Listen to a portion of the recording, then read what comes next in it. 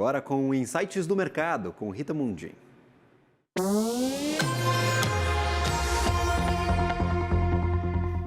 O Banco Central detalhou hoje o relatório de política monetária da instituição. Chamou a atenção para o risco de estourar a meta de inflação no país de novo em dezembro deste ano. Vamos conversar com nossa comentarista de economia, Rita Mundim. Rita, seja bem-vinda. Boa tarde.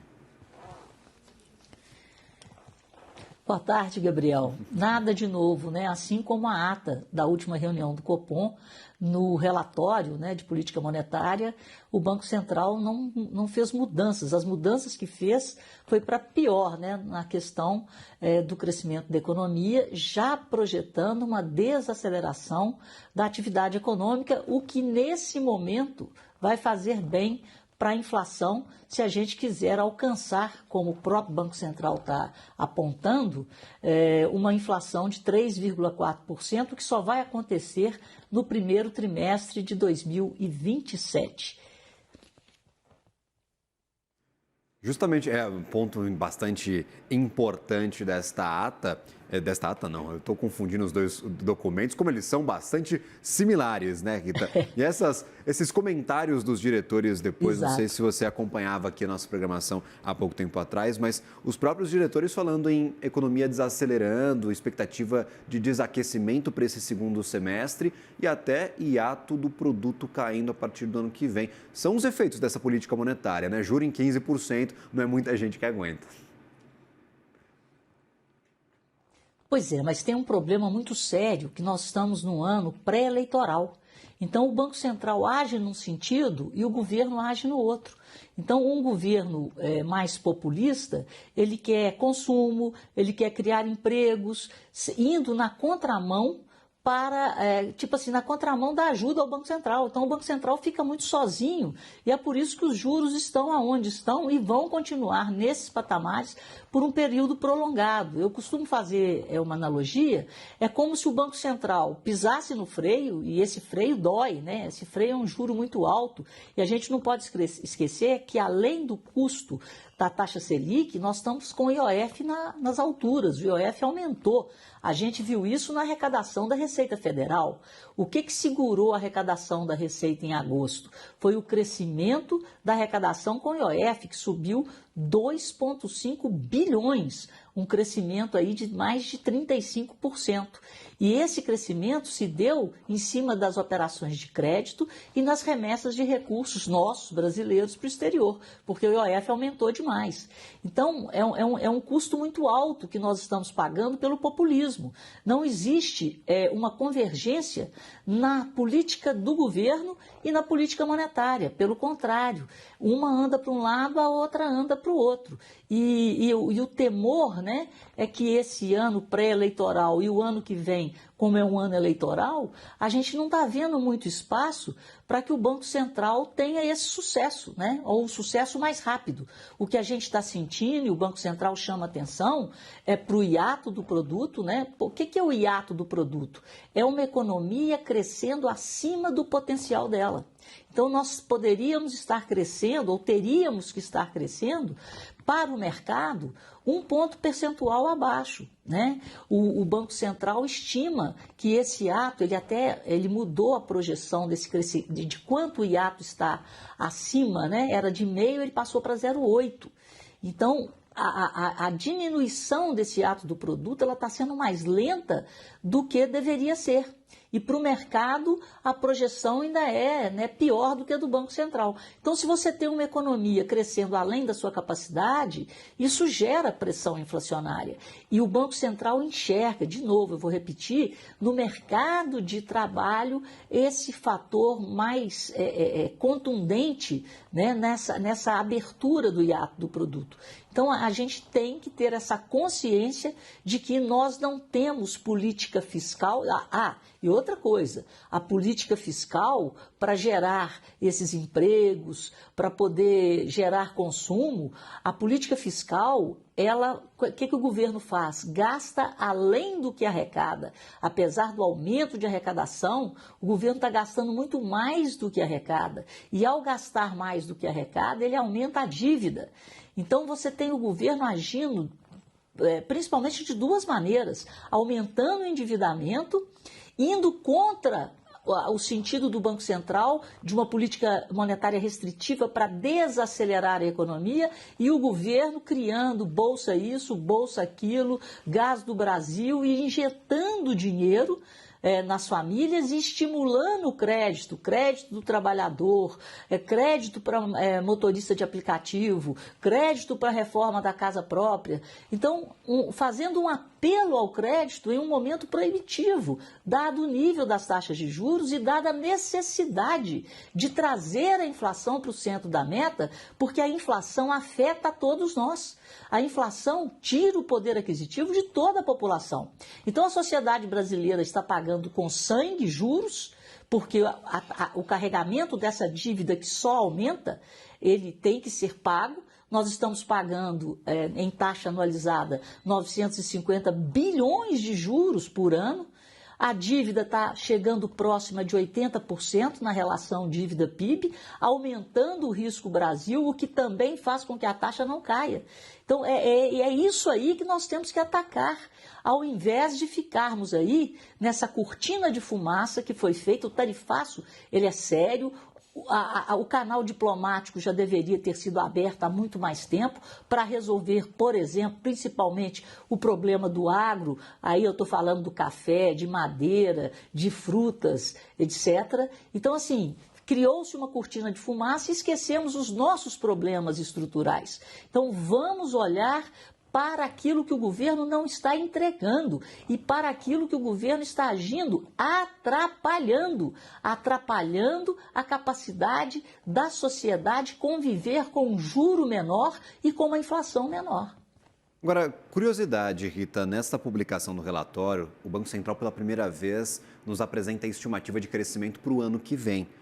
1,5% de crescimento do PIB, é menor do que o mercado hoje está projetando e menor do que o governo está projetando. Se a economia cresce menos, o governo arrecada menos. A gente viu isso agora no último relatório bimestral de receitas e despesas, o governo revisando para baixo a sua projeção de arrecadação de impostos, porque a economia está desacelerando neste segundo semestre. E aí a gente entra talvez num ciclo ali um pouco mais perigoso. O próprio Tribunal de Contas da União já disse que mirar na banda inferior da meta não é jogada, não é respeitar a lei de responsabilidade fiscal. Então temos aí talvez um cerco para nossas finanças públicas, e se a economia parar de crescer, vai ficar ainda com menos dinheiro para a gente gastar com programas sociais. Mas é para isso que eu estou chamando a atenção, porque a arrecadação cresceu muito, e pela primeira vez no ano, ela recuou em agosto em relação a julho. Mas mesmo assim houve um recuo de 1,5%, mas mesmo assim no acumulado de 8 meses, de janeiro a agosto, a arrecadação ainda cresce 3,53%. Mas esse governo não tem fundo. Por mais que a arrecadação tenha crescido, o governo não transformou o crescimento que o Brasil vem experimentando nos últimos anos em estabilidade da dívida ou redução da dívida. Pelo contrário, quanto mais ele arrecada, mais ele gasta. Não foi à toa que foi criado aquele meme do Tachad. E agora estão querendo aí criar uma narrativa, né, de que não, vamos cobrar imposto dos super ricos, vamos cobrar de quem não paga, para poder votar, e vai ser votado, né, essa isenção para quem ganha até R$5.000, né? Isso tá na pauta aí, que é mais uma política, de uma promessa de campanha. Então isso vai tirar a arrecadação principalmente dos municípios. Então, gente, no Brasil, eles estão falando de dosimetria da pena, no caso da anistia, né? Aqui não tem dosimetria de gastos. É um negócio assim, teria que haver, criaram um arcabouço, esse governo, nós passamos o ano de 2023 votando o arcabouço fiscal e a reforma tributária. Para quê? O arcabouço fiscal para melhorar a política fiscal, criando, né, as metas que não estão sendo respeitadas. O arcabouço foi rasgado, a meta que foi criada quando foi aprovado o arcabouço, ela foi mudada como 3 ou 4 meses depois que o arcabouço foi aprovado. ou seja, ela foi piorada. E agora o governo, ao invés de trabalhar com a meta, que é zero. Qual que é a meta para 2025? Zero, equilíbrio fiscal. O governo já trabalha com a banda de 0,25. Essa banda de 0,25 é um déficit de 31 bilhões, só que ele já está projetado, né, por esse relatório que você acabou de citar, ele já está projetado em mais de 70. E o governo já teve que fazer mais um novo contingenciamento. Mas o que o governo já está pensando?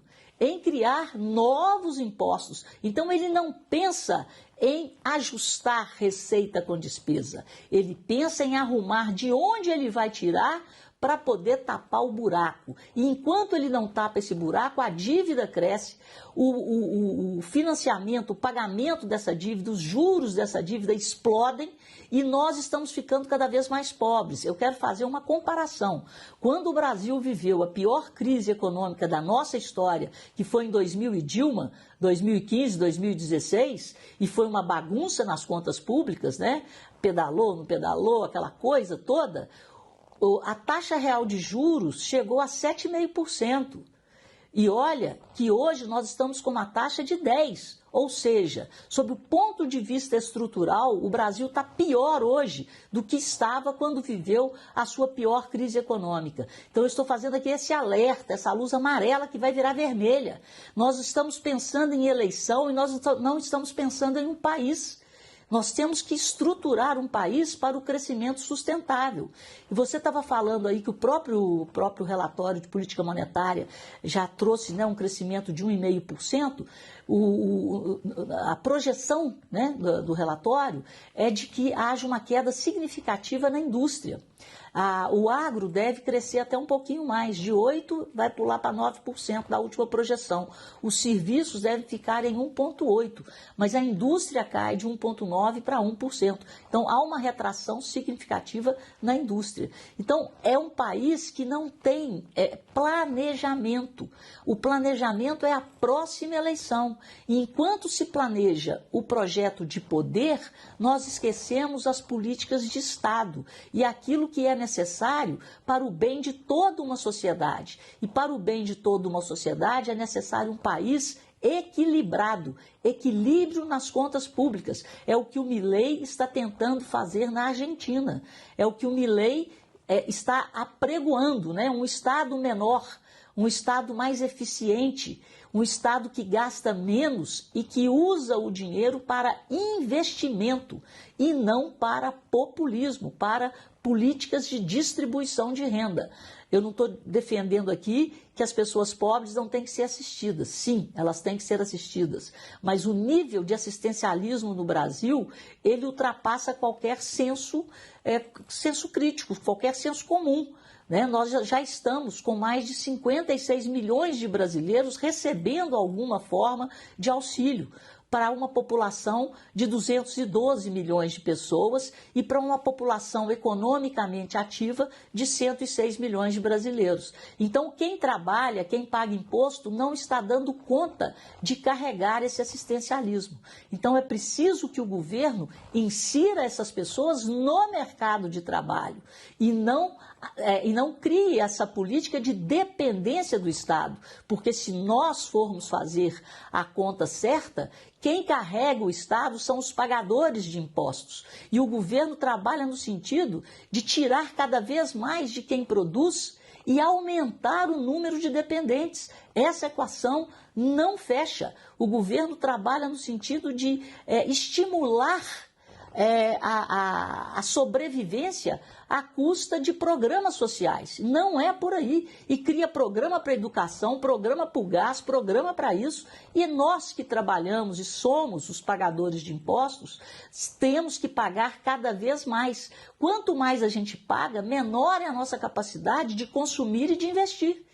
Então, esse crescimento, da forma que ele está sendo feito, é o mesmo crescimento de 2000 e Dilma. Ele não se sustenta, porque ele termina com um crescimento explosivo da dívida do governo, da dívida das pessoas e das famílias, porque a taxa de juros tem que ser mantida num patamar extremamente alto, porque o risco do país, o risco das pessoas, o risco das empresas vai se elevando, exatamente por causa de uma taxa de juros necessária num nível extremamente elevado para poder manter o capital de fora investido aqui, porque o governo gasta muito, gasta mal e a dívida só cresce. Então, a taxa de juros é consequência, ela não é causa. A taxa de juros é consequência da falta de equilíbrio, do risco Brasil. Ela mostra o tanto que nós estamos endividados e o tanto que o nosso credor quer receber, quer ser remunerado para continuar apostando no Brasil. Conversamos com a comentarista de economia Rita Mondin, aqui do CNN Money. Sempre bem-vinda, Rita. Uma ótima tarde a você. Muito obrigado.